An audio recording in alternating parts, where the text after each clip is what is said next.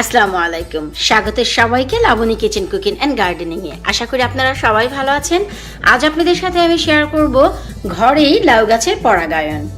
আমার এই গাছটি সম্বন্ধে নিশ্চয়ই আপনাদের ধারণা আছে, যার একটি ভিডিও আমি আপনাদের সাথে শেয়ার করেছি যে ঘরেই আমার লাউ ধরে গেছে একটি গাছে, আর এটি আমার উইন্ডো সেলে ছিল কনজারভেটরিতে। তো গতকাল উইন্ডো সেল থেকে আমার এই গাছটি পড়ে গেছে বলতে যে গাছটি এত বড় হয়ে গেছে এবং একেবারে এই রুফ ক্যাচ করে ফেলেছিল, ছাদ ধরে ফেলেছিল। কিন্তু এই যে গাছ, এত বড় গাছটি কিন্তু শুধুই সাপোর্ট পেয়ে আছে একটি মাত্র তেলের গ্যালনে। এই যে আমি একটু দেখাচ্ছি, লক্ষ্য করলে আপনারা বুঝতে পারবেন। এই যে দেখুন, তো যখন এই গ্যালনে পানি কমে যায়, অনেক বেশি পানি কমে যায়, তখন একেবারে লাইট হয়ে যায়, পাতলা হয়ে যায়, তখন কিন্তু এই গ্যালনটি এত বড় গাছের ভর রাখতে পারে না। তো যাই হোক, কাল যখন পড়ে গেছে তখন আমি এই যে লাউ গাছটি ফ্লোরে রেখে দিয়েছি, অন্য আরেকটি গাছের সাথে শুধু সাপোর্ট দিয়ে রেখেছি। আজই আমি এই গাছটি বাহিরে দিয়ে দিব, কারণ এত বড় গাছ আর ঘরে রাখা যাচ্ছে না।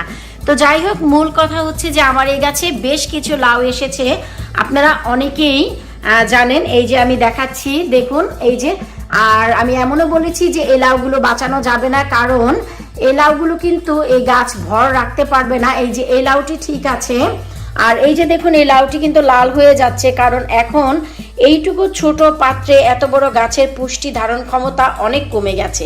এই যে দেখুন নিচের দিকে লাউটিও কিন্তু হলুদ হয়ে যাচ্ছে। তো এই যে উপরের লাউটি যেহেতু ঠিক আছে, আমরা এই লাউটি বাঁচাতে পারবো। তাছাড়া গাছটি যেহেতু আমি আজ বাহিরে দিয়ে দিব, এই যে আরো লাউ এসেছে, এখন যদি এই লাউগুলোর পরাগায়ন করে দেওয়া যায়, এই লাউগুলো 100% টিকে যাবে, কারণ এগুলো হচ্ছে 2G ডালে এসেছে।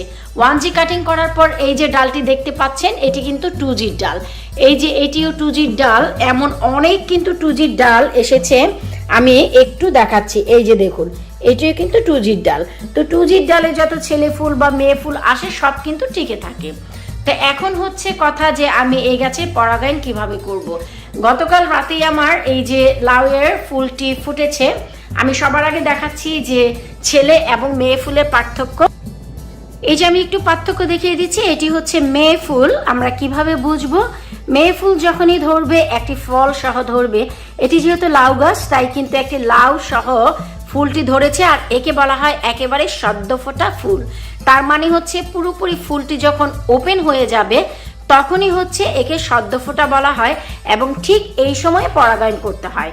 তো গতকাল রাতে এই ফুলটি একেবারেই সদ্য ফোটা ছিল, একেবারে হোয়াইট ছিল। তার সাথে সাথে এই যে একটি পুরুষ ফুল, তাও কিন্তু আমি দেখিয়ে দিচ্ছি। পুরুষ ফুল শুধুই একটি, ঠিক এইরকম টেন্ডারের উপর থাকবে, শুধু একটি ডগা থাকবে, কোনো ফল থাকবে না সাথে।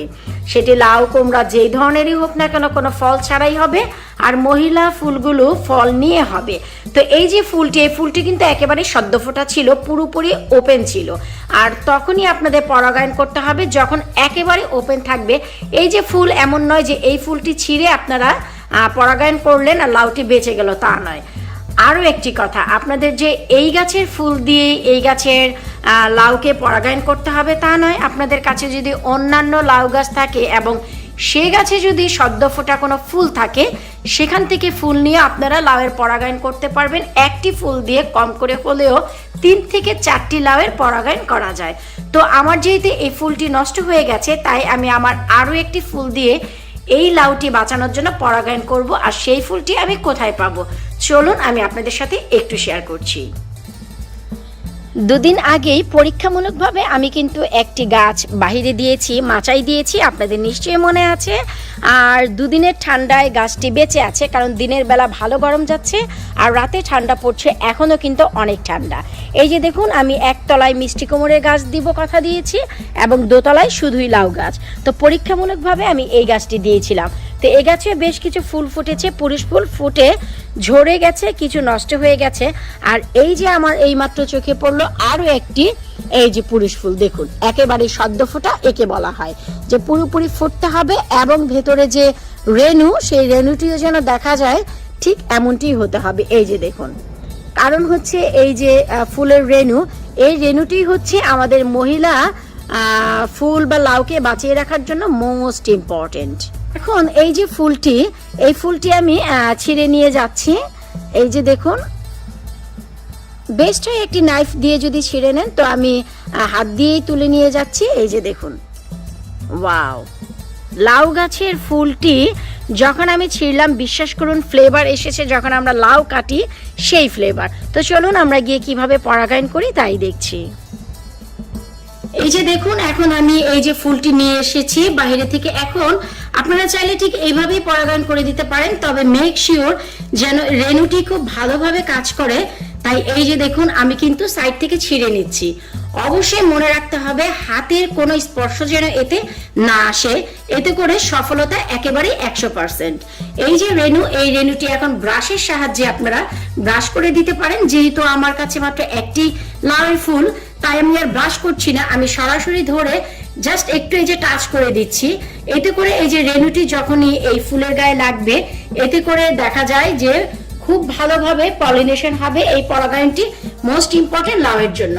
এখন বলা চলে যে এই লাউটি 100% বেঁচে যাবে যদি কোনো মাছি এখানে আঘাত না করে। তো সেই মাছি থেকে বাঁচার জন্য আমরা এই লাউটি কি করব পরবর্তী ভিডিওতে আপনাদের সাথে শেয়ার করব। অবশ্যই বিদায় নিচ্ছি আজকের মতো। আল্লাহ হাফেজ।